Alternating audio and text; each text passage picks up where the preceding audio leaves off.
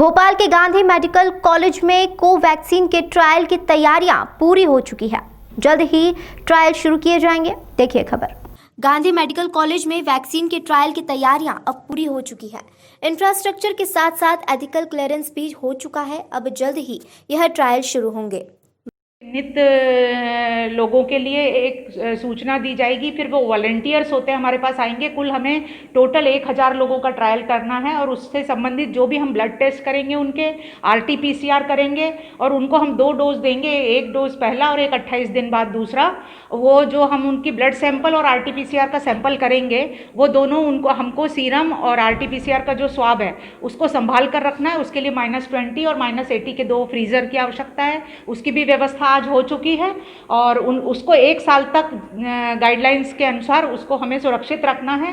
तो वो भी व्यवस्था हमारे यहाँ माइक्रोबायोलॉजी लैब में कर दी गई है। जिनको ट्रायल किया जाएगा उनको भी ये क्या मास्क लगाना भविष्य में अनिवार्य रहेगा? नहीं, वो तो वॉलंटियर से भी कुछ पूछी, कुछ बन रही है ऐसी मैम क्या?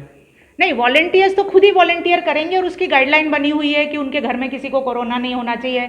वो स्वयं भी कोरोना से पहले पीड़ित ना हुए हो, उनको कोई इस तरह की बीमारी ना हो और अनकंट्रोल डायबिटीज़ ना हो। ऐसे कुछ उनके गाइडलाइन जो सेट है उसके अनुसार पहले चेकलिस्ट से उनको हम यहाँ पे काउंसलिंग करेंगे, तब हम सब उनको बता देंगे। उसके बाद जो वॉलंटियर तैयार होंगे उनको पहली डोज लगेगी और फिर हम उनको फ़ोन पे भी पूछेंगे और हम उनका फॉलोअप करेंगे, क्योंकि हमारा ये कैटेगरी 2 का ट्रायल होगा गांधी मेडिकल कॉलेज में।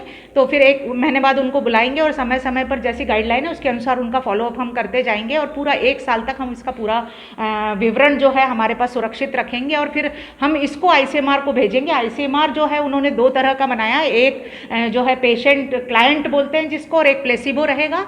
उस हिसाब से हम पेशेंट्स को पूरा गाइडलाइन के हिसाब से कन्विंस करेंगे और फिर जो तैयार होंगे उनको हम उसमें सम्मिलित करेंगे। कैटेगरी 2 ट्रायल की क्या खास बात है जी? कैटेगरी 2 में ये है कि जब भी कोई क्लाइंट आएगा उसको हम काउंसलिंग करेंगे, उसको इंक्लूड करेंगे और इंक्लूड करने के बाद हम उसका हिस्ट्री के साथ में उसका ब्लड सैंपल लेंगे, सीरम जिसमें एंटीबॉडीज़ देखेंगे और दूसरा हम एक स्वाब लेंगे गले का, जिसमें हम देखेंगे RT-PCR करके कि इसको कोरोना है कि नहीं है। यदि कोरोना नहीं है तभी उसको सम्मिलित किया जाएगा और उसके बाद जब हम 1 महीने बाद दूसरे डोज के लिए आएंगे फिर हम उससे पूरी हिस्ट्री लेंगे, उसकी पूरी जाँच करेंगे और वो सब हम सुरक्षित रहेंगे। कैटेगरी 2 में समय समय पर पेशेंट को फॉलोअप के लिए हमें बुलाना है। जो पेशेंट नहीं, जो सब्जेक्ट रहेगा वो स्वयं आएगा और उसका फॉलोअप होता रहेगा। ये फ़र्क है। कैटेगरी 1 में जो है वो टेलीफोन पर उससे जानकारी लेके उसको सूचित किया जाता है। कोई एज फैक्टर भी 18 से ऊपर साल के हैं।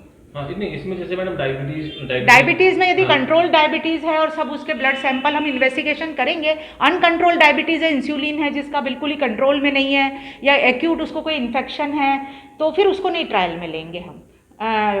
यदि कंट्रोल डायबिटीज़ है और चलता फिरता आ रहा है, बिल्कुल बढ़िया है, उसको और कोई सिम्टम्स नहीं है अभी, तो वो ट्रायल में उसको दे सकते हैं। क्योंकि मैं ये बताना चाहती हूँ हमारे यहाँ तो 3000 से ऊपर पेशेंट्स आ चुके हैं कोरोना के और डायबिटीज़ एक बड़ा चैलेंजिंग हमारे लिए ये होता जा रहा है। इसमें अनकंट्रोल डायबिटीज़ आते हैं तो वो और अनकंट्रोल हो जाती है उनकी, इस पर सेंसिटिविटी पे उसका असर होता है और उनको कॉम्प्लिकेशंस के ज़्यादा चांसेस होते हैं और कोमॉर्बिडिटी के साथ हमने मृत्यु दर भी ज़्यादा देखी है।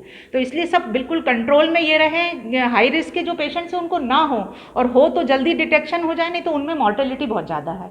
ये हम लोगों ने अभी इतने दिनों में जो पेशेंट्स आए उसमें देखा है। ट्रायल प्रक्रिया कब से शुरू होने वाली है? ट्रायल के लिए जब हमें जो बायोटेक है, भारत बायोटेक से हमें लेटर मिल जाएगा, उसके बाद हम तुरंत चालू कर सकते हैं। हमारी पूरी तैयारी है।